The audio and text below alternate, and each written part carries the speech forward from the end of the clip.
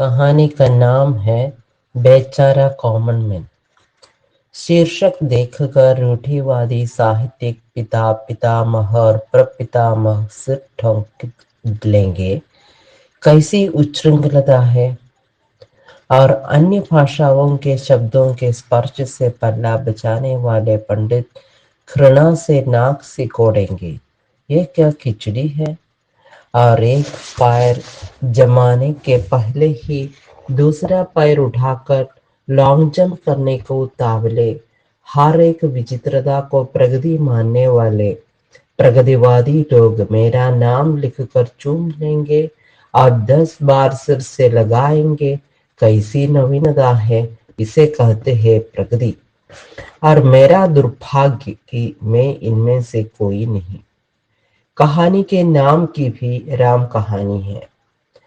एक दिन कहानी लिख रहा था, भूमिका ही लिख रहा था कि एक मित्र आ गए। मैंने कहा, सुनो, भला सुनाने का शौकीन कौन न होगा, पर कोई सुनाने वाले की पीड़ा, विवशता, संकट को जान पाता। मैंने सुनाना शुरू किया। सम्राट अशोक का राज्य था मगध में। बस बस, मित्र ने टोका।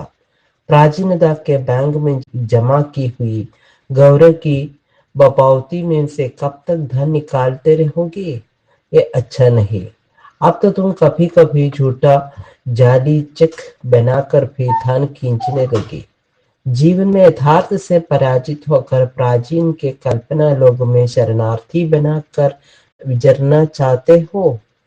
बार बार पीछे देखने में प्रगति में बाधा पहुंचती है। मैंने घबराहट को छिपा कर जवाब दिया, प्राचीन में जो कुछ शिव है, जो उज्जवल है, उसे समाज के सामने लाने में ही तो कल्याण है। नहीं नहीं भाई, खाक कल्याण करते हो तुम। वही बात लिखोगे ना। राजा, 7 रानियां, हर एक के 7-7 बच्चे, साते साते 49। अरे बाप रे, हिंदुस्तान में भोजन की उत्पत्ति कम और बच्चों की ज्यादा। क्या धरा है ऐसी तुम्हारी कहानियों में? अच्छा भाई, तो वर्तमान की ही लिखता हूँ। देखो, ऐसा लिखूं, अमेरिका नामक महादेश में रॉकफेलर नाम के एक सज्जन रहते थे। मुझे बोलने नहीं दिया आगे मित्र ने। वे बोले, अरे राम, ये क्या बक रहे हो? अच्छा भाई, मालूम होता है तुमने संकीर्ण राष्ट्रीयता की मदिरा अधिक पी ली है। खैर, स्वदेशी की कहानी ही सुनो। भारत में एक डालमिया परिवार प्रसिद्ध है। इस परिवार में मेरे मित्र ने हाँ कुछ ऐसा भाव बनाया कि मुझे डर लगा कहीं मार न बैठे। बोले वे, अरे जमाना गया भाई धन कुबेरों का। धन की प्रभुता का गान सुनने को कोई तैयार नहीं। ये शताब्दी 20वीं है, सेंचुरी ऑफ कॉमन मैन। जनसाधारण की शताब्दी है यह। जनसाधारण के जीवन से हटा हुआ साहित्य तुम कहाँ खपाओगे? किसके काम आएगा? कुछ कॉमन मैन के बारे में लिखो मेरे भाई। पहले तो मुझे मित्र के इन शब्दों से कम्युनिज्म की बू आई और अपनी भलाई के लिए इनसे दूर रहना ही उचित समझा। पर बात कुछ ऐसी मन पर चढ़ी कि यह कॉमन मैन की कहानी बन गई। तेरी टटरी बंध जाए, हाथ पे हाथ धरे बैठा है। आज 3 दिन हो गए, इतना भी नहीं बनता कि आसपास की कांजी हाउस ही देख लेता। बुढ़िया ने हल्कू के माथे पर एक चपत जटकर मंगल कामना सहित तिरस्कार किया। हल्कू बुढ़िया का पुत्र था और बुढ़िया हल्कू की मां। ये बात साधारणतया लोगों को तब तक याद नहीं होती थी जब तक हल्कू 1-2 महीने में घर से चुपचाप 1-2 रोज के लिए भाग न जाता और बुढ़िया हाय हाय करती भटकती न फिरती। हल्कू ग्वाला था, 2 भैंसें थी जो बाप छोड़ मरा था। हल्कू रोज सवेरे बर्तन में दूध रखकर शहर बेचने ले जाता और म्यूनिसिपालिटी के नलों का सदुपयोग करके काफी लाभ उड़ाता। उसके बर्तन वशिष्ठ के कमंडल की तरह खाली ही न होते। हल्कू की अक्ल पर यदि किसी को सबसे कम विश्वास था तो उसकी माम को। 1 रुपए की चिल्लर भी नहीं गिन पाता था, 4 शेर के दाम भी नहीं लगा पाता। हल्कू की अवस्था लगभग 35 साल की थी और अगर उम्र के साथ साथ ज्ञान और भी बढ़ता तो वो गांव के स्कूल का हेडमास्टर जरूर हो जाता। पर हल्कू ने होश संभालने के बाद बीड़ी पीने और गाली देने के सिवा और कुछ न सीखा था। हल्कू की शादी भी नहीं हुई थी, बाल ब्रह्मचारी था। ऐसे पगले सन की मूर्ख को कौन लड़की देता? और हल्कू ने इन आरोपों का खंडन करने की चिंता भी नहीं की। पढ़ा लिखा होता तो अखबार में प्रतिवाद छपाता, स्पीच में करता और विवाह विज्ञापनों वाले पृष्ठ पर नजर दौड़ाता, 2 से 4 हाथ कर ही देता, क्योंकि इस विशाल देश में कोई ऐसा पुरुष नहीं जिसे रूप गुणशील में समानता करने वाली योग्य स्त्री न मिल सके। हल्कू को बुढ़िया की बात लग गई, बोला, अच्छा जाता हूँ रामपुर की फौजी हाउस देखने, ला पैसे टिकट के। बुढ़िया ने दूसरी स्टेशन रामपुर की टिकट के आने जाने के 10 आने के पैसे और चना चबेना के लिए 5 आने, ऐसे 15 आने हाथ पर रख दिए।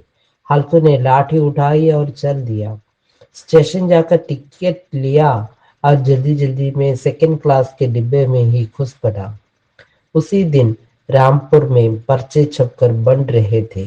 प्रसिद्ध किसान नेता स्वामी राघवानंद जी रामपुर में आज शाम को जिला किसान परिषद का उद्घाटन करेंगे। जनता यह भूली न होगी कि महान क्रांतिकारी स्वामी राघवानंद जी हाल में ही 7 वर्ष के कठिन कारावास के बाद छूटे हैं। रामपुर से एक स्टेशन इसी तरफ मोहनपुर नाम का कस्बा था। सवेरे सेठ राम जीवन की दुकान पर गांव के गणमान्य नागरिक इकट्ठे हुए। सेठ, साहूकार, नेता, मास्टर सब थे। राम जीवन ने कहा, आज शाम को रामपुर में स्वामी राघवानंद जी का भाषण है। आज ही 12 बजे की गाड़ी से वे रामपुर जा रहे हैं, जबलपुर से।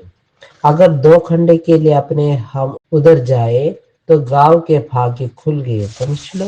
पर वे रुक कैसे सकते हैं? उनका तक कार्यक्रम बन गया होगा ना। प्रताप सिंह मास्टर ने कहा, अरे कौन मुश्किल बात है, लोगों ने तो महात्मा गांधी की स्पेशल तक रोक ली थी। स्टेशन चलकर अट जाओ, जनता का प्रेम देखकर उत्तर पड़ेंगे। 4 बजे वाली गाड़ी से रामपुर भेज देंगे। राम जीवन सेठ के उत्साही उद्गार थे वे। अच्छा, तो कुछ स्वागत की तैयारी कर लो, थोड़ा बहुत चंदा भी इकट्ठा कर लो भाई। सेठ किशनलाल कांग्रेस के मंडलेश्वर की हैसियत से बोले। किशनलाल जी देश सेवा करना चाहते थे, पर धन पर आंच न आने देते थे। एक आध बार स्वागत का खर्च उनके माथे पर चुका था, सब सतर्क हो गए थे। चंदा भी हो गया। हमारे विश्वास परायण समाज में चंदा मिलना मुश्किल नहीं है। अब तो 25% कमीशन पर पेशेवर चंदा इकट्ठा करने वाले भी मिल जाते हैं। दिन भर किसी नाम से चंदा इकट्ठा करके शाम को 9 आने वाली सिनेमा सीट पर सुरैया की एक्टिंग देखने वाले आपको अनेक मिलेंगे। चंदा इकट्ठा करने वाले का उत्साह हमेशा खतरनाक समझे। राम जीवन सेठ के नेतृत्व में एक भीड़ स्टेशन चली। रास्ते में राम जीवन कहते जा रहे थे, अरे आप मेरे तो साथ पड़े हैं, हमेशा फंस जाते थे और मुख से तो जैसे फूल चढ़ते हैं। स्टेशन पर गाड़ी रुकी, सब भीड़ जल्दी जल्दी सारी गाड़ी के 2-4 चक्कर लगा लगी, पर स्वामी राघवानंद जी न मिले। राम जीवन सबके आगे थे। अचानक भीड़ के सेकंड क्लास के डिब्बे में हैंडल पकड़े हल्कू को देखा। विचित्रता और असामंजस्य अक्सर महानता का भ्रम कराते ही है। सेकंड क्लास के डिब्बे में ऐसे आदमी को देखकर बरबस फिर चिल्ला उठी, वे है स्वामी जी, कैसा सरल वेश है। राम जीवन ने भी अपने परिचय को पक्का करने के लिए कहा, हाँ हाँ, वे ही तो है, वही नाक, वही गोल चेहरा, वे ही आंखें। हाँ, रंग जरा सांवला पड़ गया है। भीड़ ने नारे लगाए, स्वामी राघवानंद की जय। हल्को को सेकंड क्लास के डब्बे से निकालने के लिए आया हुआ टिकट चक्कर रुक गया, महान के सामने नतमस्तक हुआ। राम जीवन ने हाथ जोड़कर मास्टर प्रताप सिंह द्वारा लिखकर रटवाए गए वाक्य दोहराए, महात्मन, यदि भी हमें विदित है कि आपको आज संध्या समय रामपुर में विराट जनसमूह पर अपनी वाणी से अमृत वृष्टि करनी है, तथापि इस नगर के क्षुद्र जन भी आपके सदुपदेशों को श्रवण करने के लिए लालायित है। केवल 2 घंटे समय देकर हम लोगों को कृतार्थ करेंगे, ऐसी आशा ही नहीं, विश्वास है। ऐसा निवेदन कर राम जीवन ने आसपास देखा और जब साथियों की आंखों में शाबाश का संकेत पढ़ लिया तो डब्बे से ससम्मान उतारने के लिए बैठा। रामपुर उतरूंगा, हल्कू ने विरोध किया। राम जीवन ने फिर हाथ जोड़कर कहा, जी हाँ महात्मन, हमें विदित है आपको अवकाश नहीं है, फिर भी हम लोगों के इस विनम्र निवेदन की अवहेलना कृपा कर न करिए। सेठ किशनलाल ने कान में कहा कि मेरा लोगों को जबरदस्ती उतारना होता है, तब उन्हें जनता का प्रेम मालूम होता है। आखिर किशनलाल और रामजीवन दोनों ने हल्कू को जबरदस्ती उतार लिया और एक पालकी पर बिठा कर ले चले। पीछे बड़ी भारी भीड़ थी। स्वामी राघवानंद जी की जय के नारे लगा रहे थे। हल्कू भौचंगा सा बैठा था, घबरा रहा था, पर भाग भी न सकता था। लोग कह रहे थे, कैसी सरल चितवन है, और वेशभूषा भी कैसी सरल, दाढ़ी बनवाने की भी चिंता नहीं, कपड़े भी कैसे मैले से फटे हुए। हल्कू नाखून चबाने लगा खड़बड़ाहट में। राम जीवन ने किशनलाल के कान में कहा, पूरे परमहंस है, जरा सुधबुध नहीं शरीर की। आधे रास्ते में पहुंचकर हल्कू पालकी से कूद पड़े। अरे रे स्वामी जी, क्षमा, जल्दी जल्दी में मोटर का प्रबंध न हो सका, पैदल चलोगो, हल्कू ने कहा। वाह, क्या नम्रता है, क्या विनय है, मान सम्मान से कोसों दूर भागते हैं, किशनलाल ने कहा। 2-4 कदम चलने पर हल्कू आसपास देखकर फिर चिल्लाया, भागो यहाँ से, इतने आदमी ने क्यों भीड़ लगाई है। मास्टर प्रताप सिंह भीड़ से कह गए थे, देखा, इसे कहते हैं महानदा, प्रदर्शन नहीं चाहते, प्रोपेगेंडा नहीं चाहते, नाम नहीं चाहते, चुपचाप देश सेवा करना चाहते हैं, धन्य है। और फिर हल्कू के आगे हाथ जोड़कर बोले, भगवान, ये जन समुदाय आपके दर्शन करके कृतकृत्य होने को उत्सुक है। इतने में रास्ते के पास से एक गाय और एक भैंस निकली, अच्छी सुंदर हृष्ट पुष्ट। हल्कू की आंखें चमक उठी, मुंह से निकल पड़ा, वाह क्या बनाई है। दैनिक संदेश का संवाददाता वहीन था। उसने लिखा, स्वामी जी ने भारत में गोधन के ह्रास पर खेद प्रकट करते हुए कहा कि गोधन की वृद्धि से ही भारत का कल्याण हो सकता है। वर्तमान पीढ़ी भी दूध के अभाव में निर्बल निस्तेज हो रही है। जुलूस एक अट्टालिका के सामने पहुंचा। हल्कू को राम जीवन ससम्मान भीतर लगे। सोफे लगे थे, एक पर राम जीवन ने हल्कू को बैठाया।